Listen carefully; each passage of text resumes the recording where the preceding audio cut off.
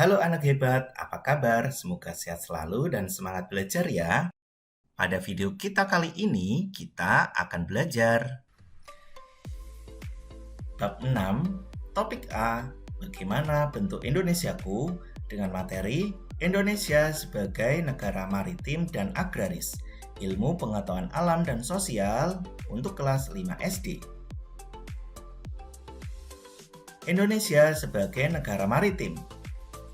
Indonesia memiliki 17.000 pulau lebih dengan garis pantai terpanjang kurang lebih 95.000 km. Laut kaya akan sumber daya ikan dan mineral, menjadi peranan penting dalam jalur perdagangan dunia. Ciri-ciri negara maritim. Yang pertama, Indonesia memiliki wilayah lautan yang luas. Yang kedua, mempunyai armada militer laut untuk mengawasi wilayah laut. Yang ketiga, mempunyai alat transportasi laut. Dan yang keempat, masyarakat pesisirnya sebagian besar bekerja sebagai nelayan. Itulah mengapa Indonesia merupakan negara maritim. Selanjutnya, potensi maritim Indonesia. Indonesia memiliki sumber daya perikanan seperti tuna, kerapu, udang, cakalang, tongkol, dan cumi-cumi. Selain itu, Indonesia memiliki sumber daya mineral seperti minyak bumi, gas alam, dan mangan. Berikutnya, Indonesia memiliki pariwisata bahari. Misalnya ada Raja Ampat, Taman Laut Bunaken, dan Kepulauan Seribu. Selanjutnya, Indonesia memiliki perdagangan laut. Dengan adanya pelabuhan Tanjung Perak, Selat Malaka, dan Sunda, serta kapal. Itulah potensi maritim yang dimiliki oleh Indonesia. Indonesia sebagai negara agraris. Indonesia dikenal sebagai negara agraris karena sebagian besar penduduknya bergantung pada sektor pertanian sebagai mata pencaharian utama.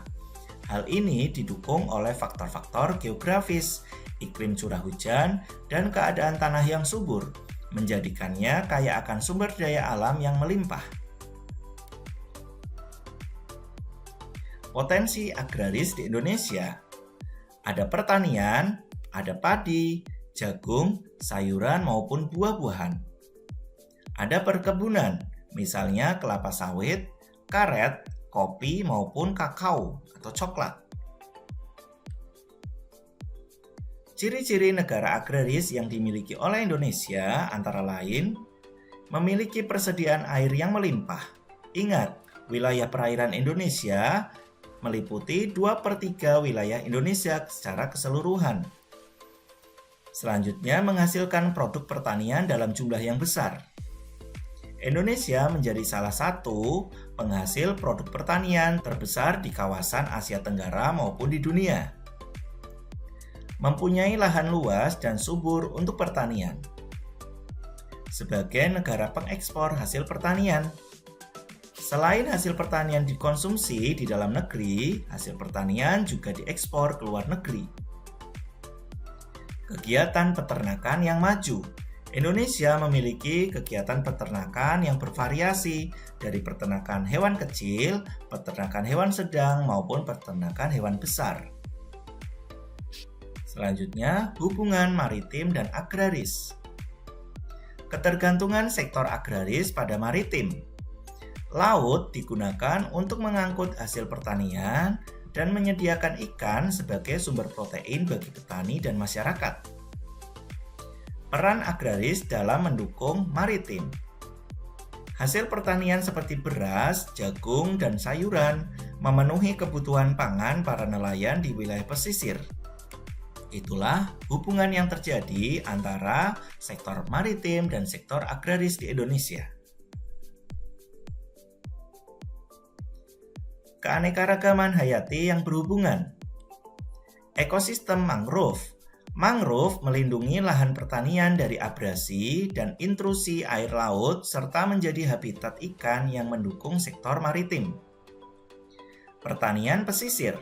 Beberapa daerah mengembangkan tambak garam atau tambak ikan yang memadukan kegiatan agraris dan maritim. Lalu bagaimana upaya untuk peningkatan potensi yang ada di Indonesia? Ada beberapa cara. Yang pertama dengan pengelolaan sumber daya yang berkelanjutan. Yang kedua dengan peningkatan teknologi dan infrastruktur. Yang ketiga dengan pendidikan dan pelatihan. Yang keempat melalui peningkatan akses pasar. Dan yang kelima dengan dukungan kebijakan dan pendanaan dari pemerintah. Itulah beberapa upaya yang dapat digunakan untuk meningkatkan potensi yang ada di Indonesia sebagai negara maritim maupun negara agraris. Penutup, Indonesia memiliki peluang besar sebagai negara maritim dan agraris.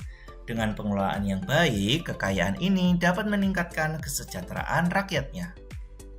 Demikian video pembelajaran kita kali ini. Sekian dan terima kasih. Jangan lupa klik like, tekan tombol subscribe, dan nyalakan lonceng notifikasinya agar kalian selalu mendapatkan update video-video dari channel Video Materi SD ya. See you next time. Bye-bye.